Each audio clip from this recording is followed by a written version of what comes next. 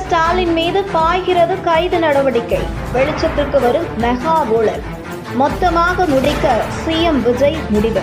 எந்த நேரத்திலும் முன்னாள் திமுக அமைச்சர்கள் மீது ஊழல் தொடர்பான கைது நடவடிக்கை பாயலாம் என்கிற பரபரப்பில் பல திமுக முன்னாள் அமைச்சர்கள் இருக்கும் இடம் தெரியாமல் பொட்டி பாம்பாக அடங்கியிருக்கிறார்கள்.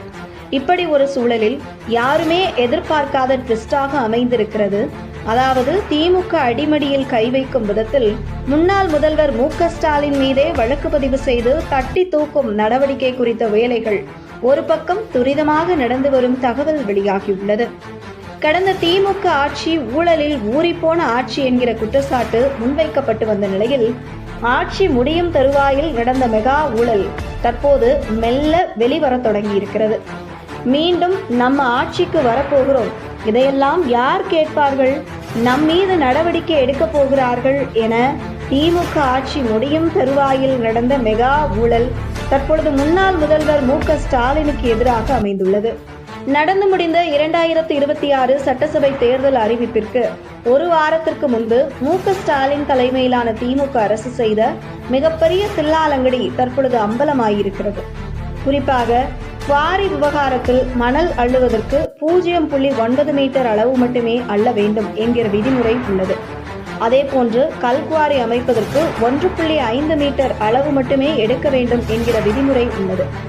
ஆனால் பல கல்குவாரியில் சுமார் 3 மீட்டர் அளவில் அரசாங்கம் விதிகளுக்கு மீறி கல்குவாரிகள் முறைகேடு செய்ததில் சுமார் 4000 கோடி ரூபாய் வரை அபராதம் கட்ட வேண்டிய நிலைக்கு கல்குவாரிகள் தள்ளப்பட்டது. இப்படி ஒரு சூழலில் முறைகேடு செய்த கல்குவாரி முதலாளிகளுக்கு துணையாக ஆட்சி முடியும் தருவாயில் கடந்த திமுக அரசு மிகப்பெரிய தில்லாலங்கடி வேலையை செய்திருக்கிறது.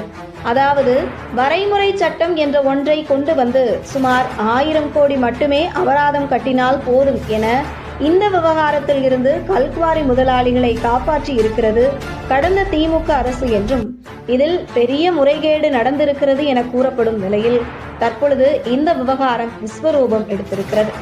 அந்த வகையில் தேர்தலுக்கு ஒரு வாரத்திற்கு முன்பு திமுக அரசு அவசரமாக கல்குவாரிகளுக்கு ஆதரவாக செய்த இந்த தில்லாலங்கடி செயலை முதலமைச்சர் விஜய் தலைமையிலான தமிழக வெற்றிக் கழக அரசு வழக்கு பதிவு செய்து அந்த துறை சார்ந்த முன்னாள் திமுக அமைச்சர் மற்றும் முன்னாள் முதலமைச்சர் ஸ்டாலின் உட்பட பெயர்கள் அந்த வழக்கில் சேர்க்கப்பட்டு விசாரணை நடத்தினாலே திமுக அரசு ஆட்டம் கண்டுவிடும்.